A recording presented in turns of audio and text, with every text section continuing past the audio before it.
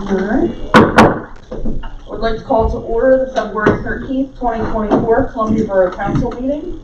Could I have a roll call, please? Councilperson Zink. Here. Councilperson Kaufman. Here. Councilperson Stahl. Here. Councilperson Fisher. Here. Councilperson Price. Here. Councilperson Murphy. Here. Councilperson Regard. Here. Mayor Lutz. Here.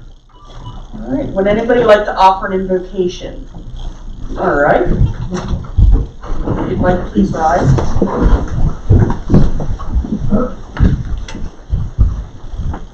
In the name of the Father, and the Son, and the Holy Spirit. Amen.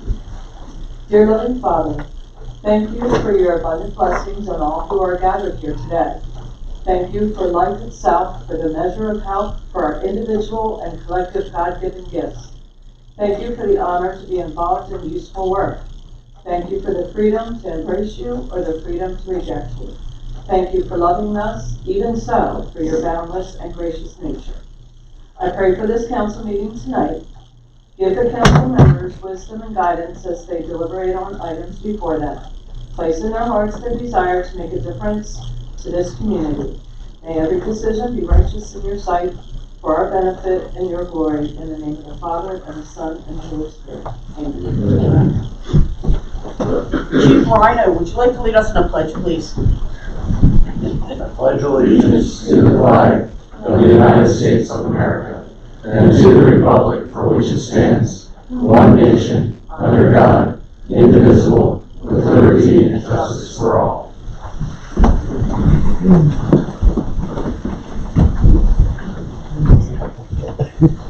Great. Announcement of executive sessions. There were none. Additions, deletions, and reorganization of the agenda. I have a couple of items. First of all, I would like to, we need to remove item 9B, which is the Susquehanna National Heritage Area yearly report. That'll be held, I believe, at the February 27th. The 27th? Yep. Okay, I couldn't remember if she was doing it there at the March work session. So that'll be moved to the next meeting. And then I'd also like to move 9A up to be immediately following this vote. Okay, the only one is the agenda shows the minutes for January 6th. Those are February 6th. Yes, yeah, I was going to do that then. And we also want to, the minutes say the approval of workshop minutes from January 6th. It should actually be workshop minutes for February 6th. So. Or the other way around. What? Am I looking at the wrong one? It says February 6th. In the pack, on the agenda itself. You can do it as well. Oh, yeah, you're probably. You're looking at the updated one. Okay, makes sense. So, could I have a motion to approve the reorganized agenda? Second. I have a motion by Councilperson Kaufman, second by Councilperson Price, to approve the reorganized agenda. All in favor? Aye. Anyone opposed? All right, and pursuant to the reorganized agenda, I'm now going to turn it over to Nathaniel Buchanan from Penn State Health.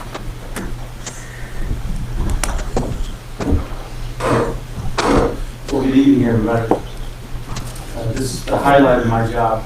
It is a truly an honor to be here to recognize a life that was saved, to recognize the men and women who dedicate their lives to others. There's no better way to spend a life than in service to others. That's all you do, and we take great pride in our commitment to the community, the commitment of Columbia Borough, and occasions like this are just the highlight of our careers. The men and women that do this job, that run EMS, that are volunteer fire department, volunteer firefighters, they are the backbones of many communities around this country. And they do it not out of a service to, better themselves. We're never going to get rich doing this work. But volunteers, especially, they do it out of service to others in the community. And so it's my a great honor to represent these folks as a member of Penn State Health Lifeline, and also to be here to recognize the providers that work night and day, 24/7, 365, committed to the service of the community. And also to celebrate a life saved. She's right here. Come on up. Come on up. Oh.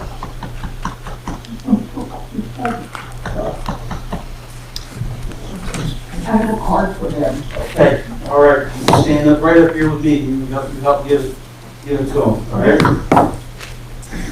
So we're going to recognize from Penn State Health Lifeline, paramedic William Kano.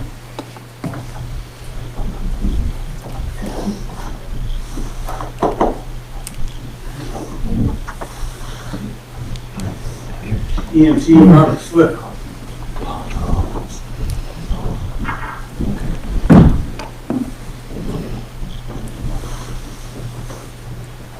Paramedic Brandon Smith.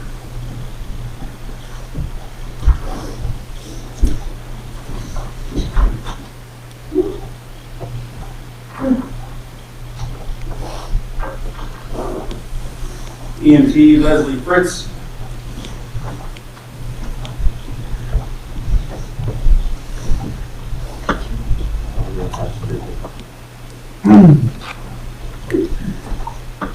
EMT Jason Barclay.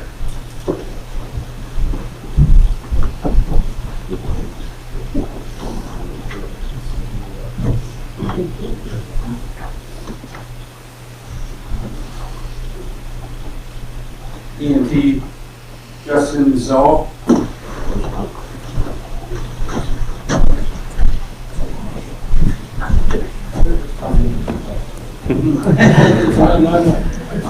You got it.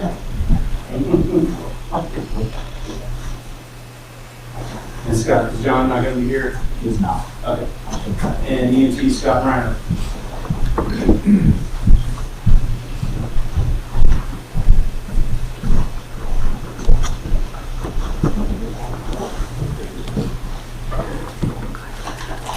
Yep.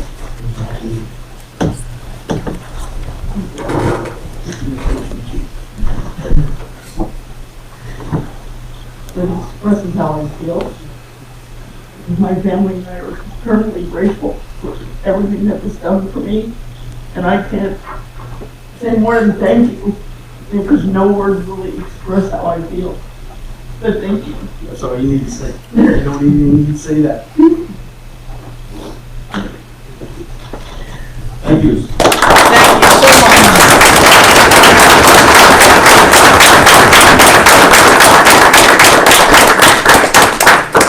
Just like to recognize there were, I'm unsure if there was 2 police officers there that evening, I'm not sure of that. There was somebody else there as well. So there were 2 police officers. I know one was Brian Kaiser, the second one, Steve. Okay, that makes sense. And then there were some additional firefighters that evening, Crystal Fritz, Mark Fritz, and Mike Arnold that are not EMS providers, but they were there as for the fire company. So there were a lot of people there that evening, and that's very much okay. As Nate said, we unfortunately go to these type of events a lot, and unfortunately we don't end up in this situation a lot of times. So we're very happy that things worked out that evening, and you're here with us. So thanks for coming. Madam President, can we Yep. get them all up here and get a picture? Yep, I was just gonna say that. This is like, this makes me proud of, to be representing this community. Come on up. And our guest of honor. Yeah, sure. Yep. For now.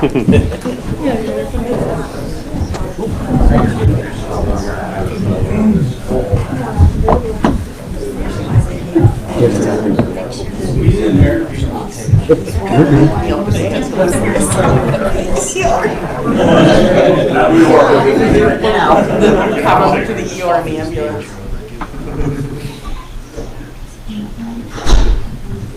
I Who are we know. looking at? Right here. The tall one. Very good. All right, thank you all so much.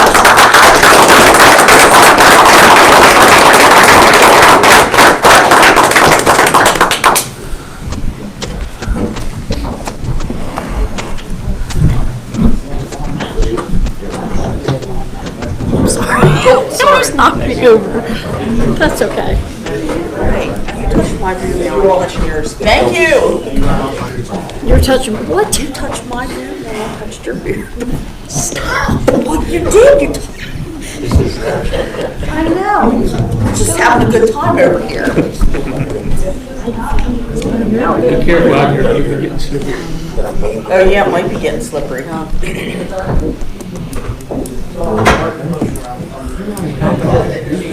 All right.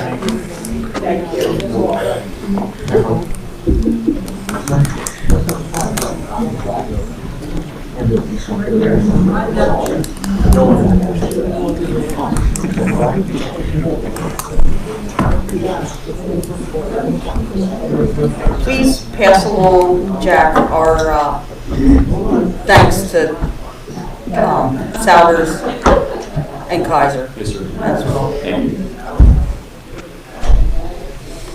All right.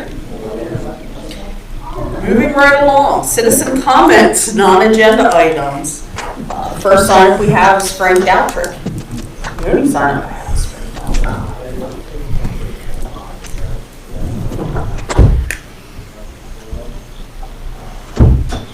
Thanks, Frank. Good evening, folks. Frank Dalton. I walked in the door tonight and I said, shoot, Liz, I can't remember the last time council chambers was filled up like this. I know it's different circumstances, but I thought maybe you told them the same thing you told me Saturday. No, I didn't tell them, but they're right there, Frank. There you go. I thought maybe you told all these people. Nope, nope, and I even brought my powdered sugar for you, so.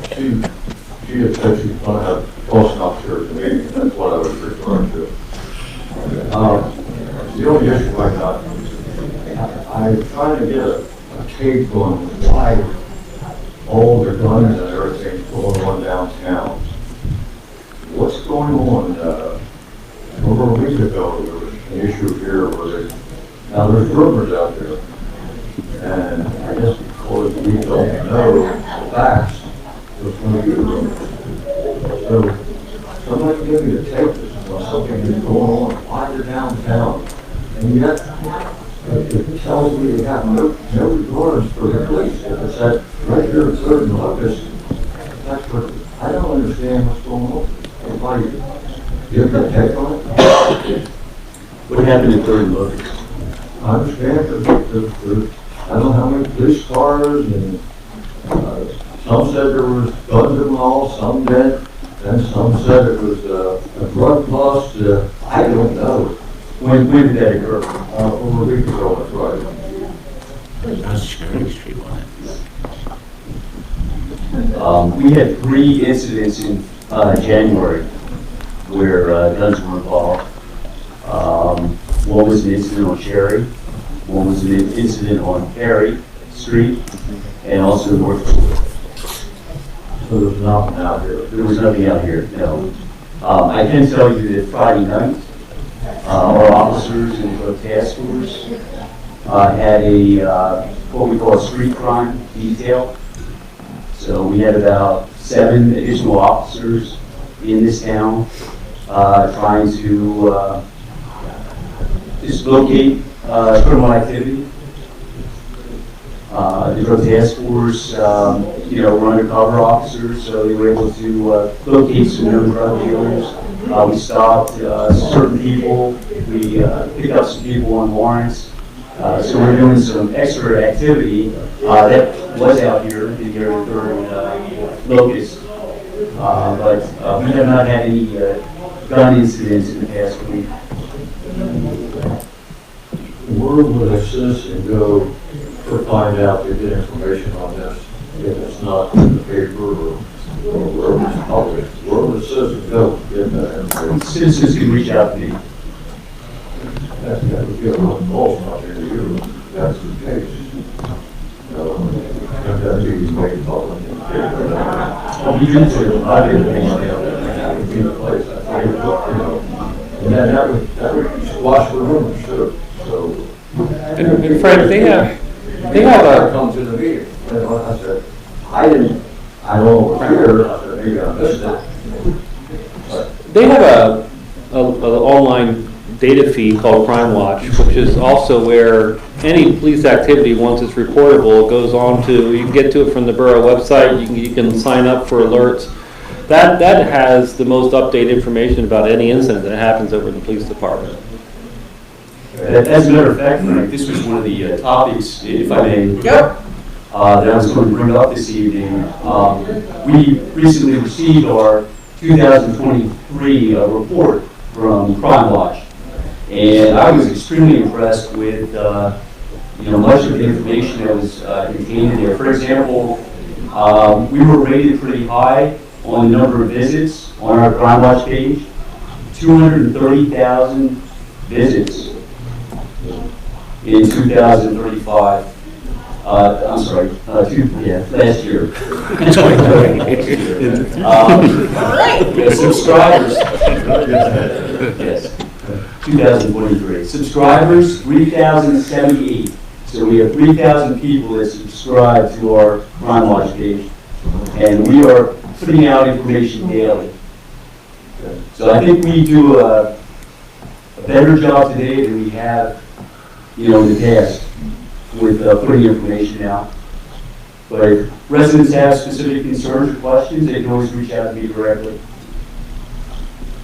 Say again? I said if a resident has any specific concerns or questions, they can reach out to me directly. Yeah, it's on the meeting, well, that's on the meeting. Like I said, I might have left it, I don't always share. So I'll get another info from now on. Sure. Okay, thank you. Thank you. Also, there have been several sheriff details here recently, and that's Nice County sheriffs, so that really doesn't have that much to do with Columbia Borough Police Department. And they have come in and done some details on some warrants lately. And people may have seen that. It seems like most of our problems is downtown. It's in the police area here, and they just don't have the reports for these people. Nope. That's what I don't understand. And it's common in urban areas, especially Lancaster City. I just saw over the weekend they had a shooting of some type. So it's a serious problem today. It truly is. And we are making extra efforts. I can assure you. This section. Okay. Oh, just glad it ain't uptown. Just so happens it's downtown. Sure. Thank you. You're welcome. All right. Did anyone else have a comment that did not sign up on the sheet? No? All right. Minutes for approval. Do I have a motion to approve the Borough Council meeting minutes for January 23rd, 2024? So moved. Second. There's a motion by Councilperson Kaufman, second by Councilperson Stahl, to approve the Borough Council meeting minutes for January 23rd, 2024. All in favor? Aye. Anyone opposed? Next, could I have a motion to approve the Borough Council workshop minutes from February 6th, 2024? Second. I have a motion by Councilperson Price, second by Councilperson Kaufman, to approve the Borough Council workshop minutes for February 6th, 2024. All in favor? Aye. Anyone opposed? Presentation and acceptance of reports, community development. Councilperson Kaufman. Yes, there was no meetings in January for the planning or zoning committees. There are reports there, so I advise you to look at them. Also, the receipt of the Market House report for January,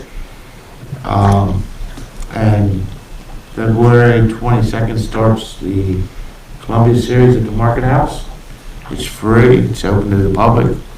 So I encourage everybody who has the time to show up and be there. That's all I have. All right. Public Works and Property, Councilperson Stahl. Yes, I'd like to acknowledge the receipt of the Public Works and Property Report for January 2024. And we added another snow to the list of snows this year. Very thankful for the work the guys did to get the snow cleared and get our roads accessible. And just wanted to point out in that same note, there's a lot of things that go under the radar and unnoticed and are unrecognized and are a thankless part of the job. But thanks to Jake, the culture that you encourage, and just for everyone working here that puts in more than just the requirements of a job, a job, and they care and they help where they can help citizens out, and it's just a big blessing that we can take for granted around here. I just wanted to thank you guys. Thanks everyone. Yes, thank you, Jake. I received a picture today. One of your guys that was plowing and saw an elderly woman trying to clear her steps. And we all know today was wet, heavy snow, so it was kind of hard. And your guy got out of the car, got out of his truck, and went over and helped her clear her steps. I got that picture and I was like, that is exactly what we're talking about. The culture of helpfulness, and that's what we like to see. Thank you. That's going to frame that for 100 years from now. Yep. So, safety and marketing, Councilperson Regard. Nothing on marketing, but Will, I'd like to acknowledge receipt of public safety reports for January 2024, including the Columbia Borough Police Department report. Acknowledge receipt of the EMOC report for January 2024, and the codes and compliance report and condemnation report for January 2024. I also want to thank Chief Brommer for passing on that 2023 crime watch. It's a crime watch. Easy for you to say. Crime watch. Thanks, Chief. Crime watch report.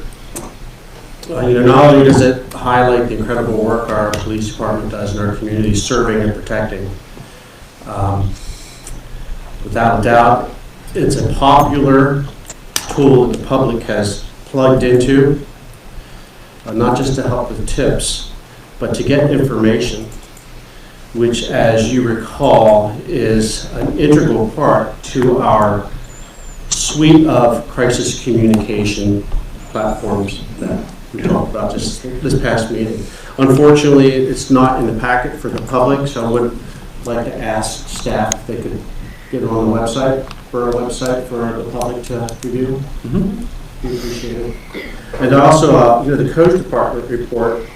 I serve on the, what we call now the Codes Appeal Review Committee with Paula, Mark, Barb, and folks come in to appeal quick tickets that they've received. We have 147 quick tickets that went out in January, plus another 70 miscellaneous violations. I can't tell you how many appeals meetings were canceled because we didn't have any appeals. When we do, it's one or two as reflected in this report. And what I deduce out of that is that our codes team is out doing their job.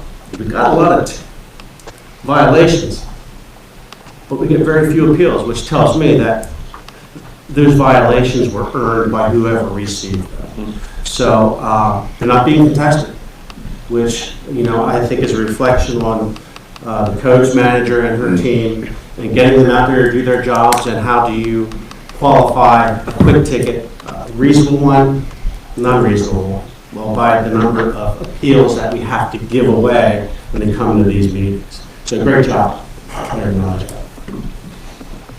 That's all I have. Thank you, I was gonna say the same thing. I do have one question though. On the condemnation status report.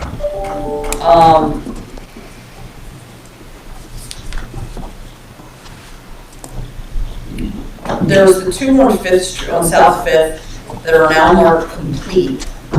Are they marked complete just because the structure is no longer there? Because they were the ones that were demolished, correct?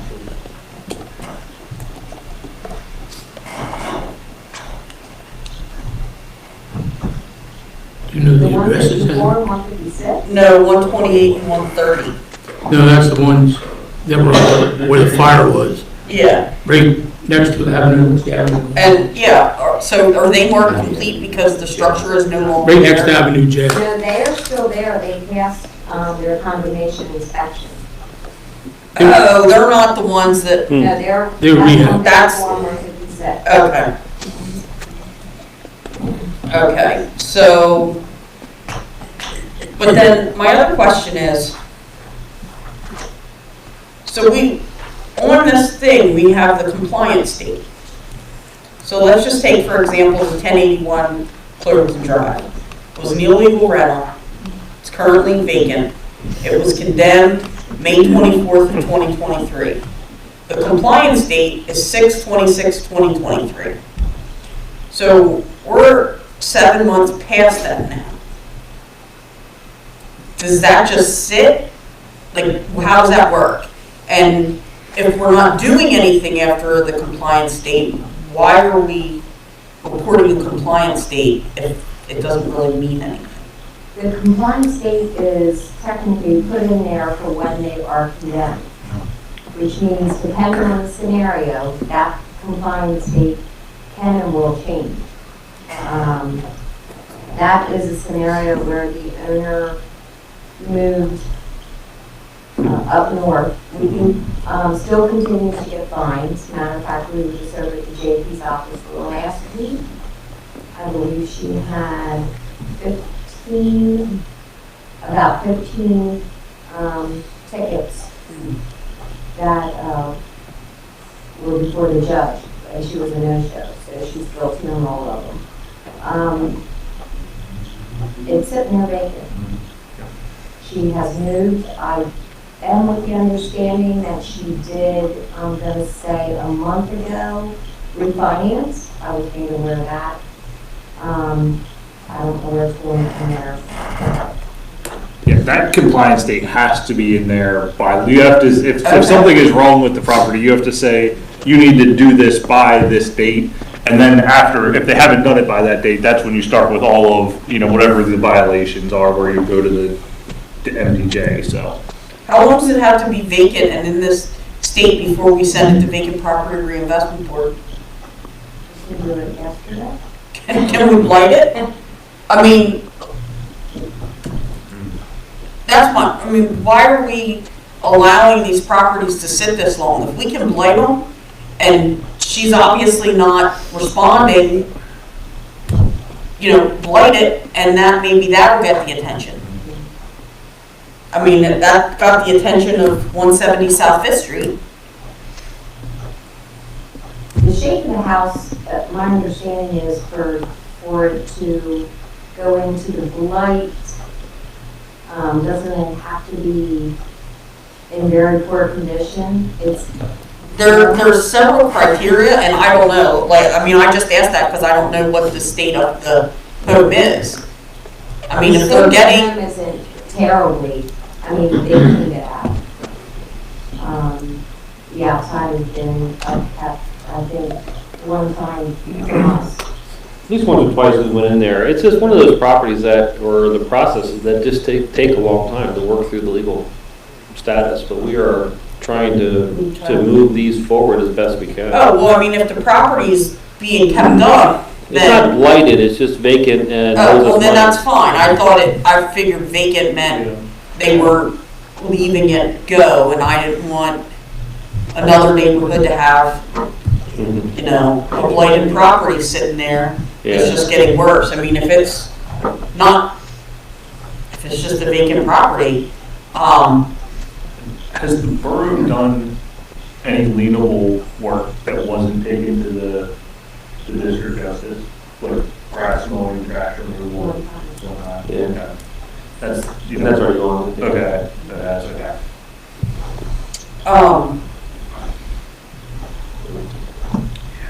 All right, that was my question, because I see all these compliance dates and they're really far in the past, and I'm like, well, so what do we do after they hit that point? There are two on there that, a week or two ago, within the past 2 weeks, that we did inspect and will be taken off next month's report. And I believe 523 Locust is another one that's coming off. So, it depends on The unsafe structure on South Fifth Street, is anything moving with that? No. No. And matter of fact, Mark and I just spoke of that Monday night. Yeah. Julianne had a meeting,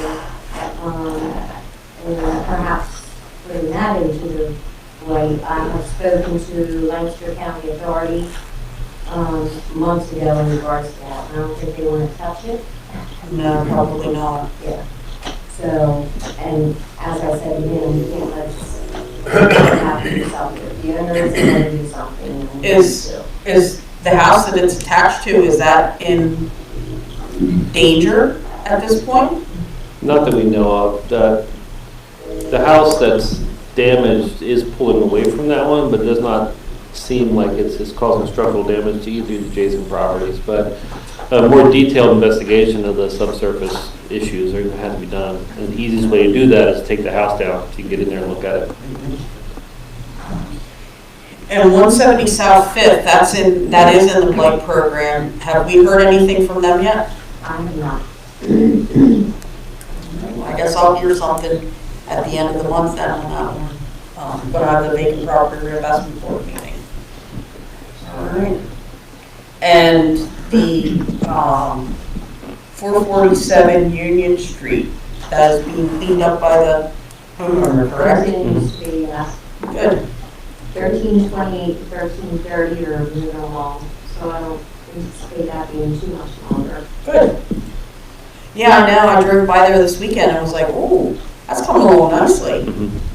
So, all right, thank you.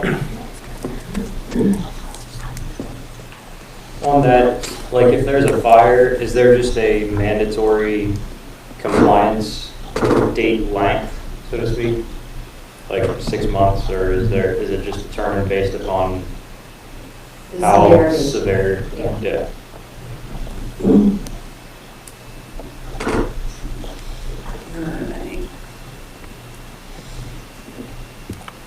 All right, presentations, we already had 9A, so now we have 9C, Rick Fisher.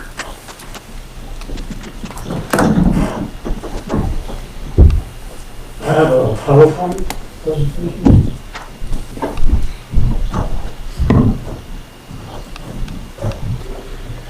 Rick, I'll just run them. Just tell me when you want to flip it, I'll do it for you. I'll just flip through them for you. Yeah, we don't have a liver. We do. It gets a little flaky sometimes, and we just haven't tested it. Good evening, council. My name is Rick Fisher. I'm here tonight on behalf of the Columbia Historic Preservation Society. Chris and I have been talking about the dungeons. People that come in the market seem to be fascinated with them. And we said, well, why don't we try to restore it, somehow or something, try to get it back to what it originally looked like. So in the presentation here, I'm going to show you how many have been down in the dungeons. I'll start everyone so you have an idea of what it looks like. So, yeah, okay, click on the dungeon. Hold on. Keep talking. Stall out. I gotta convert it quick. It's not working. We're hoping to restore it, again, make it self-guided. It's going to be funded by private donations. This past weekend with the flea market, we raised over $700 some. So we don't think it's going to cost that much to really do what our plans are. looking for volunteers to help paint, things like that. That's basically what we'll be doing is, painting it, painting the bars. We'd like to get the wooden floors back in there. They were originally built, it was just dirt floor. I can't find what year they added wooden floors, but then in 1967, they were tore up again and dirt floors. 1990, they put the brick pathway in the hallway going down there. The only original door is the one that's all metal, lined with tin. The other doors were, my understanding was, were put in there when they cleaned up in 1967. And they restored the doors. So the doors aren't original, except for one. 1943, they whitewashed them. There's only one cell. If you get down the stairs, the very first cell that you come to is brick, the original brick. That's the only cell that's still the original brick. The others have been spackled and whitewashed, except the solitary confinement cell. And I don't know if you know, but on the side of the market house, leading downstairs to the dungeons, there was one on the other side here too, right here, going down the street. There was two entrances going down there. They did cover both of them up, and then they dug the one up again. The stairs going down in the market house, again, that's not original. It was an outside staircase. Okay, if you come back one, there you go. If you get down the stairs here, if you get down the stairs and turn right, you'll come to this here. And on the right hand, the wall there, that's the stairs that originally went down there. And looking straight across on the right hand side picture here, we think that actually dungeons might have ran all the way up to Locust Street. We can't, of course, with their blueprints, it's the fire or anything like that, but it was an open air market house that did go all the way up to Locust Street. And there was, when they built the town hall, the original town hall, there was a dungeon in the basement. And we think that where the first cell here goes, it extended all the way up to Locust Street. But it's sealed up now. We have a camera where we can put through a hole and see if it did exist at one time. So we're not sure of that. Okay, next slide. And here's the first cell you come to. You can see it's original brick. They did paint it at one time. Okay, next slide. And these are what all the cells down there actually look like. Again, they're whitewashed and spackled. Next slide, please. Some have graffiti. The graffiti's not that old. We feel that's from 1967 on up. When they did restore it, whitewash it, and spackle it. We feel when people were going down there, they were just writing their names on the wall. I mean, even from 1967, that's pretty old graffiti. But it's not like from the 1800s where prisoners were in there writing on the walls and stuff. Then in one of the cells, you can see how the spackling came apart. You can see the original brick there. Okay, next slide, please. And this is the one that's lined with all metal. We plan to restore that. We do know that there was wooden floors in there at one time. There was a bunk, a bench, and two buckets. One was for washing and one was for toiletry. So we want to, I did find, you'll see in a future slide here, I did find items from that time period and photoshopped them into one of these cells just to give you an idea of what it may have looked like. Okay, next slide, please. And again, just to give you an idea of what the cells are like. There is one cell down there, the very one on the end, that was for the women. Most of that was just prostitution, and they weren't arrested for prostitution. They were begging to come in to get out of the cold. And there was some nights where there were 30 women down there just in one cell, just to stay warm. Next slide, please. And outside the women's door here, you can see graffiti and pencil, even inside. How old that is, there's a Trump 2020 in there. Okay, next slide, please. So what you're saying is there were prostitutes in there in 2020.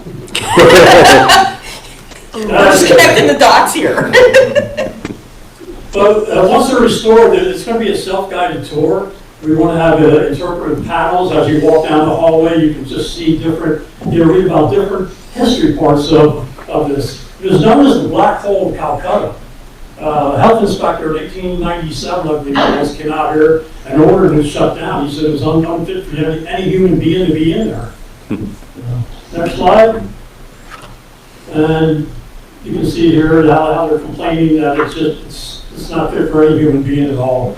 So these are the news articles you'll see as you're walking down, and you can read this stuff. Next slide, please. And in 1928, they finally closed it down. They couldn't use it in 1928. Next slide, please. And restoration began where they were painting and cleaning it up. Next slide. And here in 1967, this is a newspaper article where the workers were down there tearing up the floors and painting. These are the only two photos that I know of that exist of the dungeon cells before 1967. I can't find any. I mean, from like 1903, of course, there was cameras then, but I can't find any pictures of what the cells may have looked like. These, from 1967, these are the two. Next slide. And these are the original photos here. So we feel after they were painted, either the workers or other people, again, went down there and put graffiti on it and stuff. The other week I was down there with the metal detector. I was wondering if possibly, back then when they arrested you, they didn't confiscate anything from you. They just put you in a cell. So if you had a key, maybe an old coin or something, and you were in a cell like this and it might have fell out or something, I was hoping maybe we'd find some sort of artifacts or anything like that. But the only thing I found was the little metal bars that went above the doors up there. I found two of them.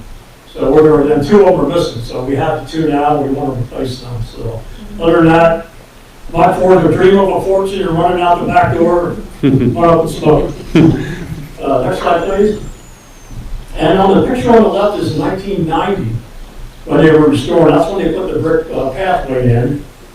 And people told me there used to be mannequins in there. So I actually found an old newspaper article where the woman there, in the woman's cell, you can see the kids looking in at it. So we want to try to do that, maybe get a mannequin and have him laying in a bunk, or maybe just chained, or have his hand hanging out the door, or something like that. Next slide, please. And this is possibly what it could have looked like with a wooden floor, a bunk, a bench, and two buckets. We'll never know what it looked like, but that's our goal, to try to restore something like that. We have friends that they're carpenters, could possibly make the beds, the benches, things like that, so, and put in the wooden floors. Chris estimates a couple $1,000 just to do the floors. We feel we have no problem asking for private donations, so nothing from the borough, nothing from the taxpayers or anything like that. We're going to be writing a book about the history of the market, the history of the hauntings of the dungeons, and all the proceeds from that I'm going to donate to the restoration of the dungeons. So again, we just raised $700-some. That's going to go in a separate account at the Columbia Historical Preservation Society, specifically for the dungeon restoration. Next slide, please. And again, possibly what one of the cells may have looked like. Next slide. Next slide. When the Opera House burned down in 1947, they installed two dungeon cells, not dungeon cells, but upstairs here in the market. Two of them are, they're gone now. Next slide. You can see the bed frame here on the right-hand side. That's the only artifact that remains of the prison. That is down in the hallway of the dungeon. Next slide. This door, this was in the first cell. We don't know if it's original or not, but it's out in the hallway there. Next slide. And escapes. The two cells that were upstairs in the market, both of them had people escape from them in 1948. One guy pushed the screen out. He was caught, arrested for breaking into parking meters. And he was placed in the dungeons, not the dungeons, but in one of the cells upstairs in the market. And he pushed the screen out, escaped. He was gone for a week. The other guy pushed himself out through a ceiling there. But this is going to be interpretive panels again. You're going to get out here and you're going to see escapes, where you can read about that. Next slide. Are you aware of the dungeon slide? Do people know about that? Where they were slid down, possibly even head first. Now, I don't know how it's possible because there was two stairs outside the market house going down. So you wouldn't even have to come in the market to bring, criminals in. And there's bars on the dungeons there, on the chute there, there's bars there. So I don't know how they could have slimmed down with bars there. And then Chris told me today, the very first cell is wide. There are no bars on that, so we feel that's the one that possibly they tossed down. No. It's still pretty interesting where the 7 rates are, that's where the 7 cells are. Next slide, please. And you can see, we want to restore it, paint the bar, get this all cleaned up. Next slide.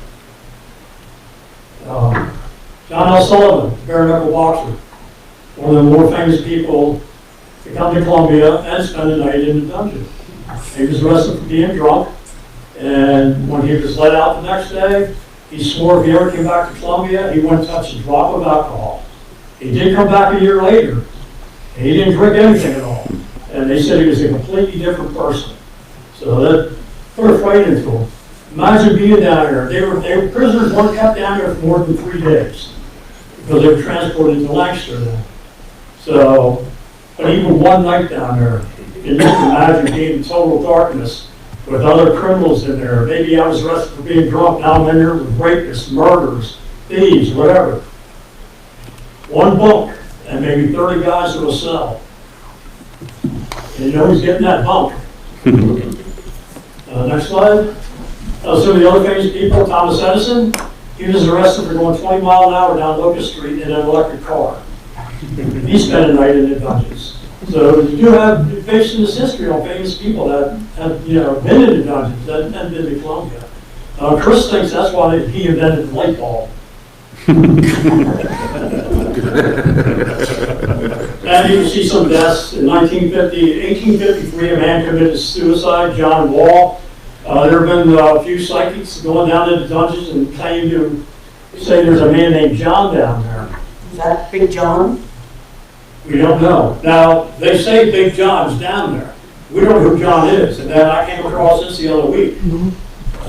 He committed suicide in 1853. But that's Big John Wall. So possibly, we can't say it is, but possibly it is.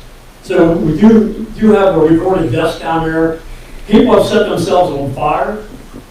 They didn't want to be down there. They didn't want to be confined down there. They wanted out. They were hoping to set themselves on fire and they would be let out. But the problem was they were let out, but they were given an additional 30 days in Lancaster County Prison. So I don't know if those conditions were any better or not. So we have castle. We have deaths. You have famous people, escapes. Next slide, please. And 1990, they started the dungeon tours again. Next slide. And I found these in researching, old newspaper articles and stuff. This is, I think, from the 1970s. It's out here. Don't forget Mom from Mother's Day. I thought these would be pretty cool to have placed on, panels inside the market where people would walk around and read the ads. Next slide, please. And flea markets they had here every Sunday. Next slide. Just some old pictures that are going to be in the book of what it was like back then in the 80s and 90s, people attending the market. Next slide. And this will be, not sure the name yet, but it's just an idea of the book I'll be writing. It's going to be the history of the market, the hauntings of the market, because some of the vendors in here, when they're here at night, they're claiming things are happening, they're seeing things. And then the history of the dungeons, and of course the hauntings of the dungeons. So that's about all I have. Again, we're open, council does approve this, so we get started on the right away. Again, it's not going to cost anybody anything, just we're going to seek donations. All right, thank you for your time. Thanks, Rick. Thanks, Rick. Just make sure Big John stays down there. Freaks me out every time I get down there.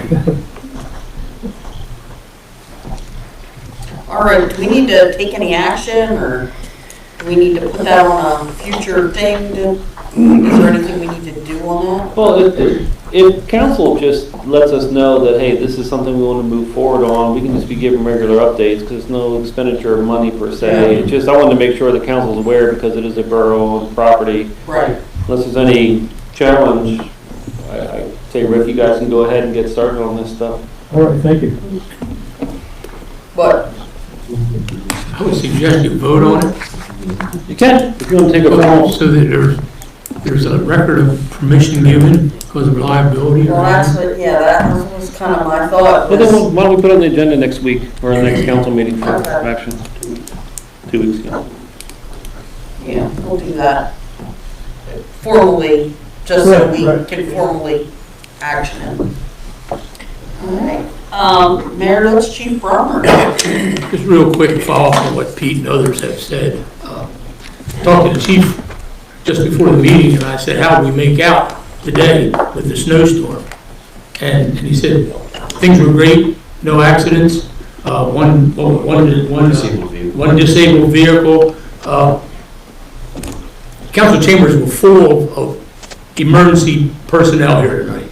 And if we don't keep our streets clean, our police officers, all these emergency folks trying to get out to assist others, we're going to have a heck of a time. And they're putting their life on the line. So thanks again to Jake and his crew for keeping those streets open so that not only the police, but all our emergency personnel and our residents, can't forget about our residents, can get around safely. So give them my thanks, Jake. Chief. Councilperson Price asked that I announce that part-time officer Jeremy Kaufman handed in his resignation. Jeremy has served with us for about 10 years and had got another part-time job as a truck driver and decided to hang up his part-time belt. Thank you. Now, action items.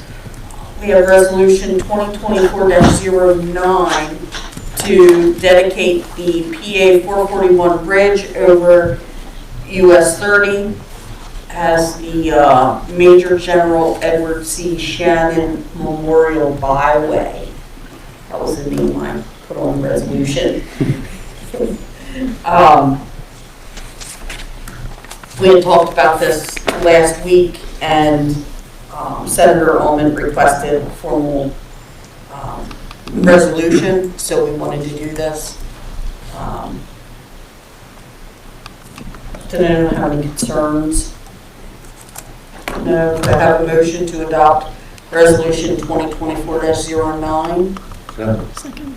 I have a motion by Councilperson Kaufman, second by Councilperson Price, to adopt resolution 2024-09 to dedicate the PA 441 bridge over US 30 to General Edward C. Shannon. All in favor?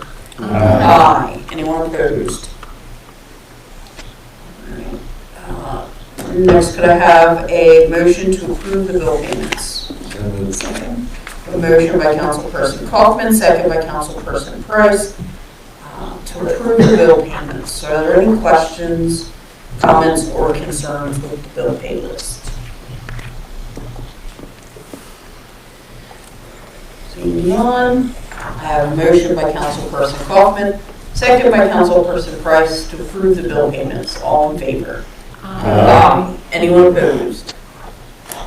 All right, new business. We have a request from Susquehanna National Heritage to host a Bridge Burners Challenge on June 29th, 2024 from 9 to 2 using the River Park Kayak Launch, 50% of the boat ramp, as well as the grassy area around the Columbia Crossings building. I think this is a yearly thing. Does anyone have any questions or comments on this? We did the cost estimates to the borough for facility use requests. We should, and honestly, I did not look for that this time. Oh, there will be little to no cost to the borough for this event. Sorry. It is on there. Oh, it isn't. Yeah. Does anyone have a problem if we action this evening? No. Could I have a motion to approve the Susquehanna National Heritage's request to host the Bridge Burners Challenge on June 29th? Second. A motion by Councilperson Price, second by Councilperson Stahl, to approve the Susquehanna National Heritage request to host the Bridge Burners Challenge on June 29th, 2024, from 9 to 2 using the River Park kayak launch, 50% of the boat ramp, as well as the grassy area around the Columbia Crossing building. All in favor? Aye. Anyone opposed? Next, we have a request to have staff and the solicitor send the Borough Planning Commission and the County Planning Commission a proposal to review a rezoning for a parcel located at 740 South 12th Street. Mark, do you want to take this away? Sure, this is the parcel here. It is part of the land that was acquired with the purchase of the McGinnis properties. It is a separately deeded parcel. It sits on the end of South 12th Street right before it turns and heads east. And early on in the planning stages and looking at the land that was all assembled there, we felt like this parcel would fit better as a continuation of the neighborhood than part of the industrial park itself. So council did authorize us to sell this land last year. In getting ready for the sale of this, we'd like to rezone it to the adjacent residential zoning, which is medium density residential, and take it out of the light business district so that it can be reutilized as a residential property there in the neighborhood. So that's what this project is to simply get this property rezoned so it can be used for residential.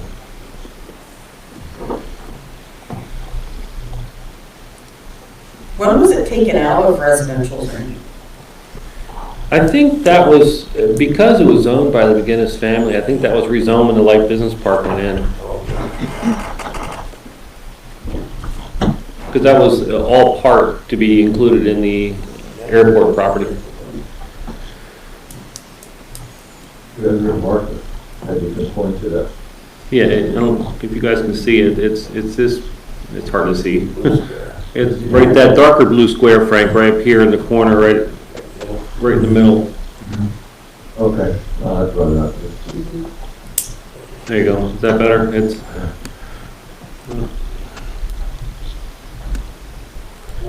the one right here, the dark blue. Just that one piece? Yep. That one parcel, yeah. It's about 1/3 of an acre. It's a wooded lot. It's a nice size for residential property right there.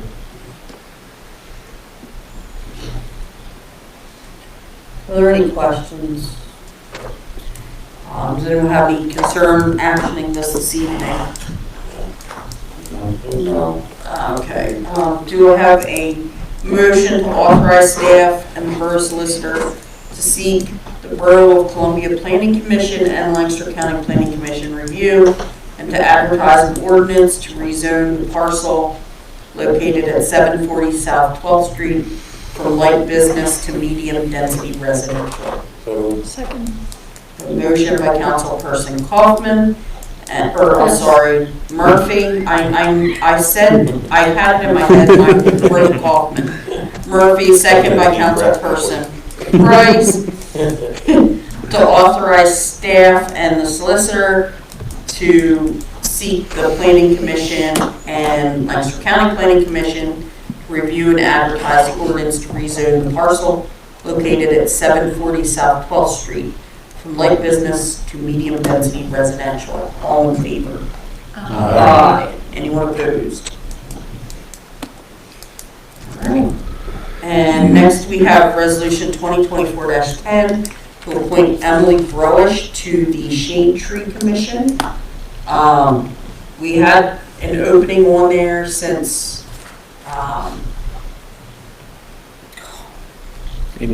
Amy Evans did not seek reappointment.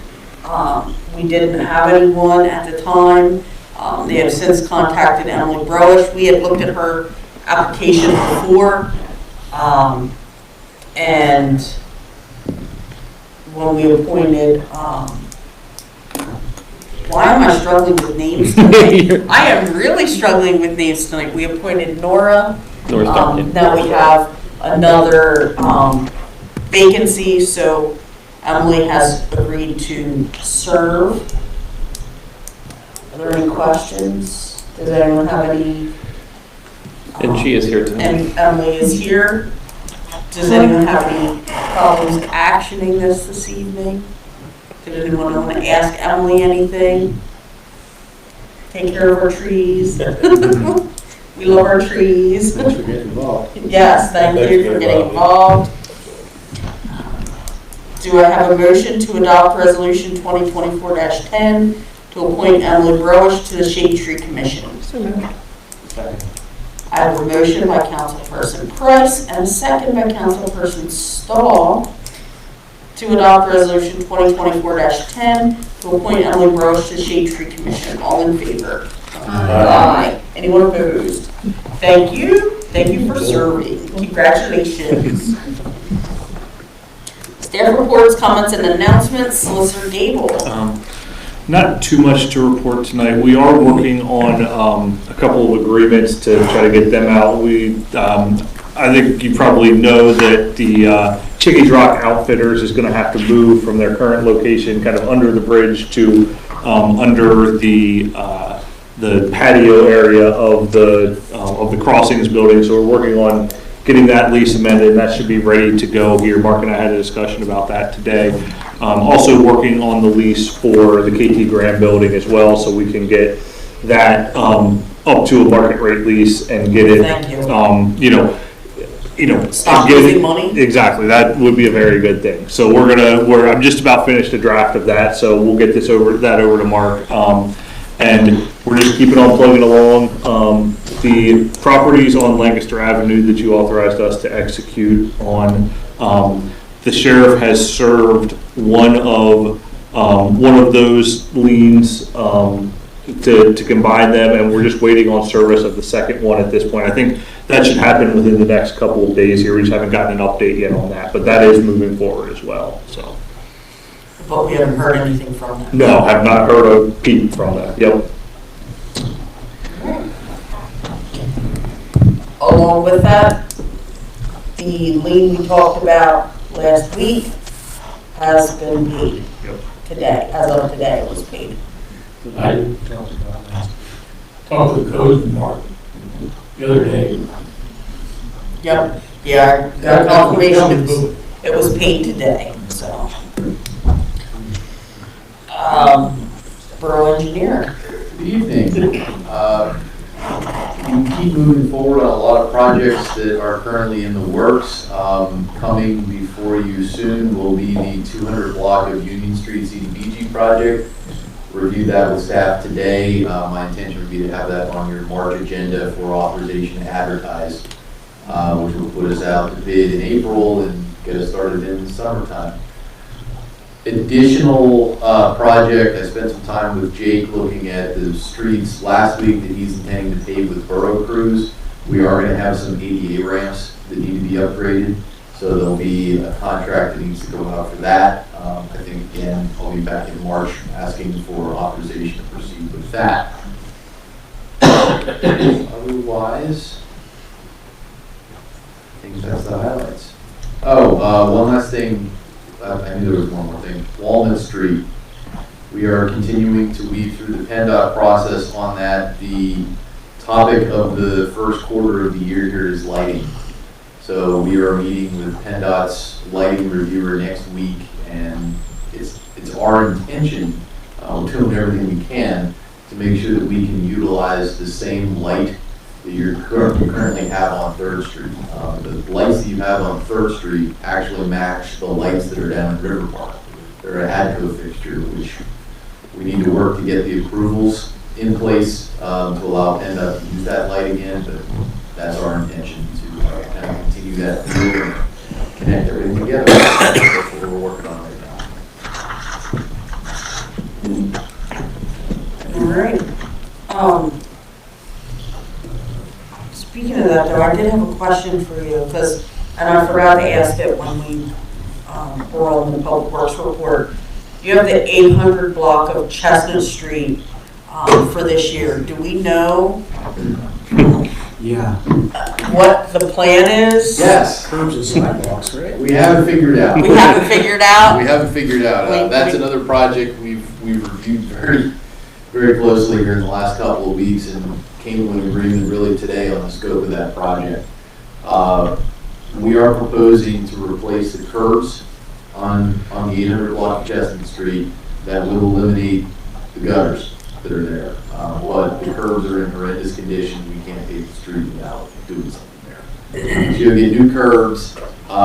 The most challenging part of that project, as I'm sure you're all aware, is the Fitzgerald property there on the corner.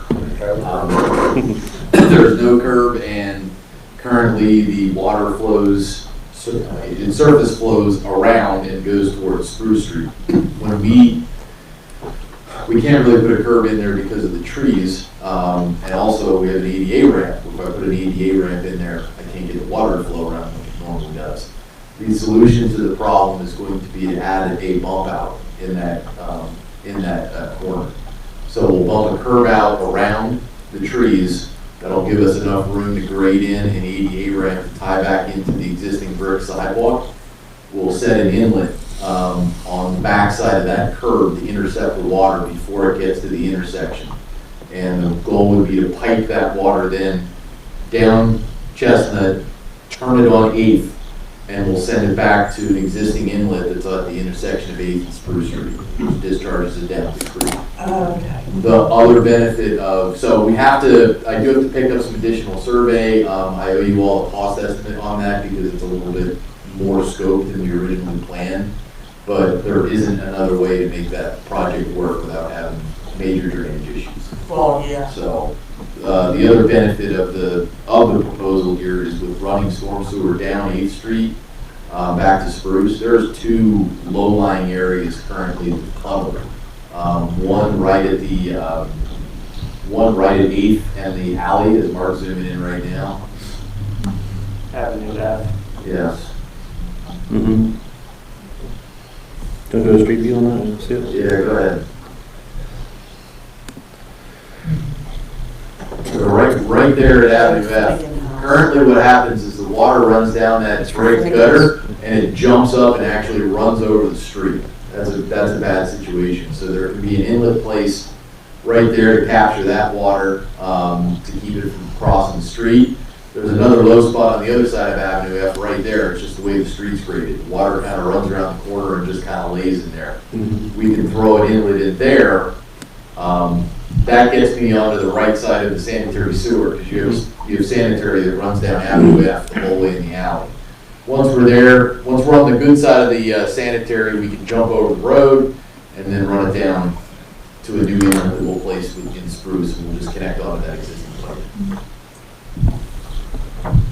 All right. I know this project has been a long time. We've talked about this one. It's a pre-COVID project, isn't it? Oh, yeah. Oh, yeah. Pre-COVID project? Yeah. Because that's one of the ones I remember hearing about when This I project was the catalyst for your curb and sidewalk discussion. Yes, exactly. That's the next question. Do we have to have that ordinance in place, that discussion resolved before you guys start the work? I You don't think so. don't have to have the ordinance in place. You can. We can, but it was more of a policy. Correct. So, again, with this project, it was decided to replace the curbs as part of it. This is kind of one of the first ones that you'd be replacing the curbs along with the street without a grant or other sort of sidewalk project. So there'll be a bump out right there. Correct. Right here. See how basically the brick's lower than the street? Yeah. If I get a storm inlet up street of where those trees are, I then don't have to worry about drainage around that corner. We intercept all the water before it even gets there, and that gives us a lot of flexibility with making the grades work in that street to tie an ADA ramp back into that brick sidewalk. I've heard from a lot of people in town, and some of you on council that, and I know Fran and Rock as well, but you know, a lot of people in town are very interested in trying to see that corner remain looking like it is. It's a historic home. brick gutter will be gone, right? Correct, correct. So, they're not, we won't. The trees will stay. The trees will stay. The trees will stay. And that's another reason for the bump out is we want to do a bump out to accommodate those trees. We can't pour a curb with the root structure there. So that'll preserve that corner of the borough, which again I know is a real goal for a lot of you when we start looking at this project. It's really nice to see, and I thank you, Jerry, to be creative, to try to save some of these trees, and some of these properties. Rather than just say, okay, we're going straight down the street, we're going to replace the curb, and sorry, Charlie, your tree got to go. You know, that don't work today. To be creative and do these kind of things, that, to me, that's what makes neighborhoods, and that's what makes communities. Thanks. Part of what appeals that, we live on the opposite side of the street, far corner. Sure. Part of the appeal was the trees, big trees in that corner. Since we moved there in '06, I think we've lost 14 of those trees. 14. It's awesome to preserve these two. As soon as Mark zoomed in on the trees, I saw Julie back there sweating a little bit. Gonna be okay. He's got all the right thing. You know, I think when you're talking about the trees and you're looking at them, this, even though it's a brick sidewalk, it's not like some of our others where the tree has mangled the sidewalk. So it's easy to justify keeping these.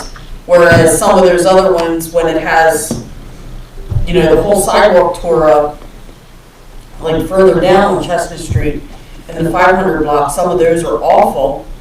You know, the trees are nice, but, you know, And it's hard to justify. And I want to point out too, and Derek mentioned this earlier in the meeting, just that it's not only a tree issue, it's mainly a water issue. Yeah. Because no matter how you look at it, the grade of the sidewalk and the street and how the water flows, even if we take the trees out and run a straight curb, if I'm not mistaken, we would have a problem there. So like, Peter's right. bumping If those trees were gone, I still have a major water problem that's going to require storm sewer or some sort of creative ADA ramp that you're not gonna like. It isn't gonna work. So, you know, the kicker of it was actually before the council meeting in January. Peter and I went out there in the torrential downpour and just watched it rain a little bit out there and saw where all the water was going.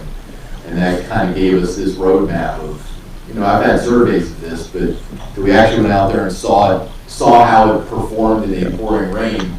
It maybe gave us all, oh, we need an inlet here, we need a box here, we need a box here, and then it all just kind of came together. So I'm glad you asked that, Heather, and I'm glad you asked that this month and not last month. This month I'm prepared to answer that. Can I ask you a question? Yeah. What about that crown? You guys can do anything about that crown in the middle of that road? Yeah, it's brutal. It is. It's so we're definitely going to mill this street. I want to take some pavement cores to understand exactly how much asphalt we have. I'm pretty sure this street was overlaid once before, so I think I've got some room to drop it a bit. The other flexibility we have is any area on the edge where I can pick the curb up a little bit, I'm going to do so. So you would get you kind of start in the middle, and instead of paving down where you're at now, hopefully it can pave out a little flatter. Hopefully next time Love Street gets done, you can do that too. That's nasty out there, yeah. It's pretty, Yeah, hill. We were glad when you took the crown out of 800 block of Walnut Street. We used to get that. Right. A big difference. It was bad, yeah. That's commercial Cars cars. out. Yeah. All my garbages are shot. all right. Secretary Treasurer Stivers. Thank you. A few good items. Frank, first one is, I'll direct it completely to you. February 20th, the council room will be occupied as the AV company is coming in to update and install the new equipment in the room. So we can finally get this system fixed and running and back the way it should be. So it's getting installed now. Very good. I know it's been a while, but we're excited about getting this project going. I received an email from a fellow borough manager 2 weeks ago, and it made me smile, and I wanted to bring it out here. He contacted me because one of his council members had come into Columbia, and when they left, they went right back to the borough manager and they said, "You got to go to Columbia and look. They had these great banners everywhere that honor their military."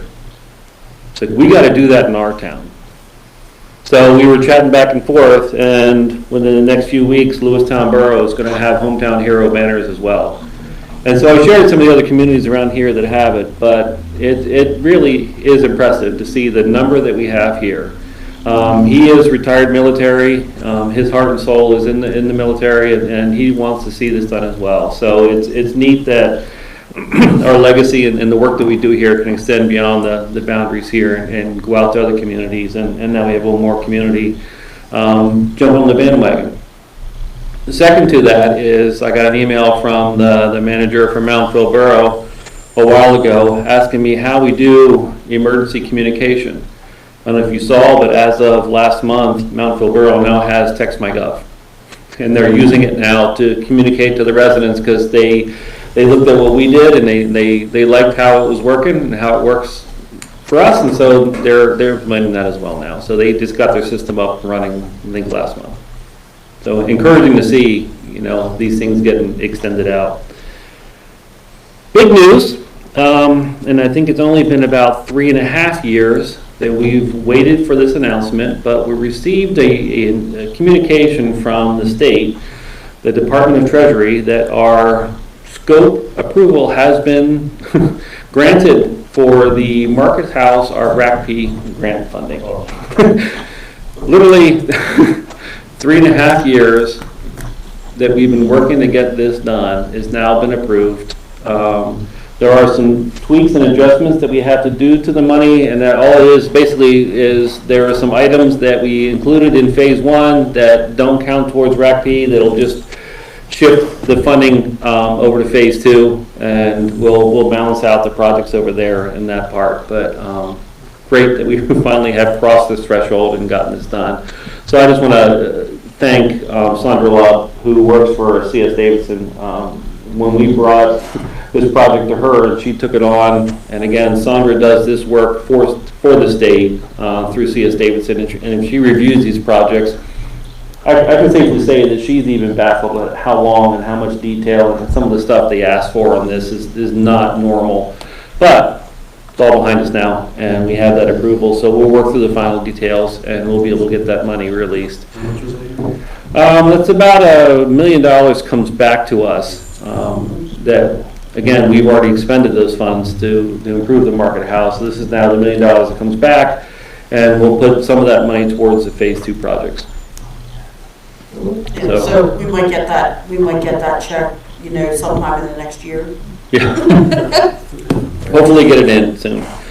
And to follow up, Frank, you asked a question at the last meeting, or questions were brought up, I guess, by Sharon Lintner and you about the spigot we have at Town Square Park, and are we paying a bill? So we looked it up. Yes, we are. It's about $20 a month that we spend on that to keep it there. We do use it in spring, sometimes in the summer, to water the landscaping there. I know Barb and the Parks and Rec Board are looking at, exactly what improvements we want to put down there, so we'll see. But I just want to get back to everybody. That's the current bill that we pay down there for that one. And that's what I have. Thank you. Thank you. Boards, commissions, and committees, upcoming meetings.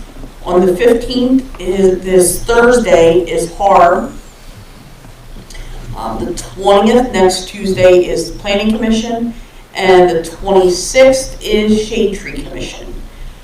In your packets, we also have the approved minutes from LASA from December 21st, 2023.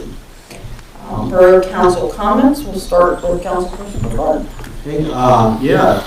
Did you hear that last Friday, the 400 block of Union Street was closed for utility work till 4 p.m.? We did. Well, if you didn't, it's because you don't have TextMyGov. go to columbiaborough.net. Is it Columbia Borough, PA? Yeah, Columbia, PA. ColumbiaPA.net. Above the phone, you'll see the information to sign up for your free TextMyGov account. Councilperson Fisher? Nothing for me.